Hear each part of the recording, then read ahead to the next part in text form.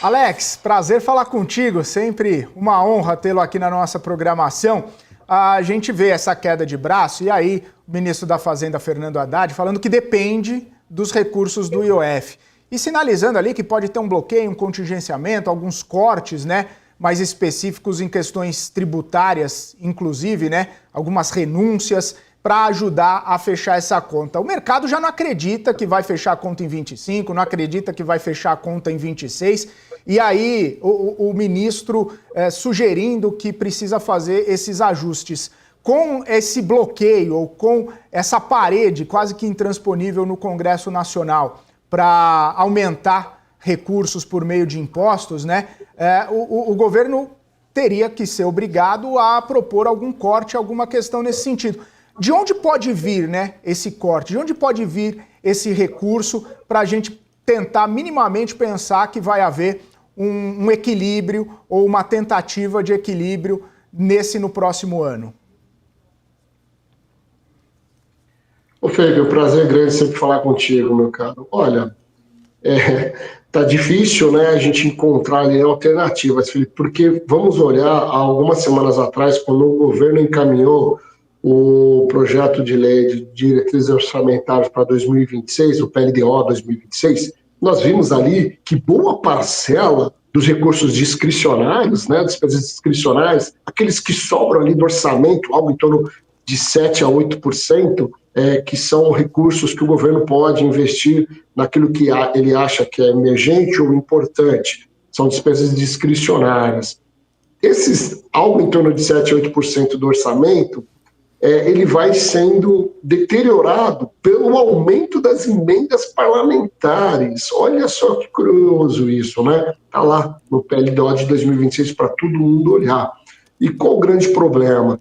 Que nós temos algo em torno de 93, 92, no máximo 95% do orçamento sendo comprometido com despesas obrigatórias. Então, quando você olha para o orçamento, fica difícil de enxergar onde cortar. Se, primeiro, ele tem a maior parte de despesas obrigatórias e o que resta, né, que seriam as despesas discricionárias para investimento, o legislativo está levando ali para poder colocar nas emendas parlamentares, fica difícil da gente olhar isso e falar, olha, onde vai cortar? No máximo é isso, bloquear, contingenciar, ou seja, tirar de alguns ministérios, alocar em outros, por quê?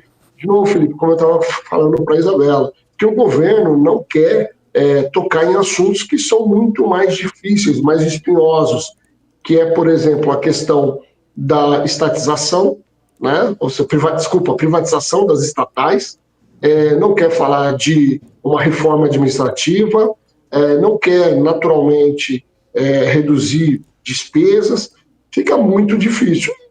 O legislativo não está ajudando muito também. Então fica difícil de falar onde o governo cortar. Ele teria que mudar toda a dinâmica de aumento automático de recursos do orçamento, das despesas obrigatórias, como já foi dito por alguns especialistas. Claro, a gente sabe que o Brasil precisa de uma melhora de condições sociais e de renda. Então precisa valorizar o salário mínimo. Mas o governo não tem condições de ter esse reajuste automático, reajuste real do salário mínimo, reajuste do Fundeb, só para citar alguns. Então ele tem que ter algumas outras alternativas. No curto prazo, Felipe, a gente não vai conseguir arrumar casa. E qual o grande problema disso? A relação dívida bruta PIB, ela tende a crescer constantemente, porque o governo vai aumentar ainda mais a necessidade dele de financiamento via emissão de títulos, e o qual, aliás, o mercado financeiro que dá liquidez para o governo e é muito criticado, né? Só que o problema do mercado financeiro é do governo federal e do legislativo que não ajudam, né? Sem falar muito do judiciário que tem penduricalhos ali, corporativismo que acaba atrapalhando também. Se não financeiramente, pelo menos moralmente, eles não fazem um bom trabalho.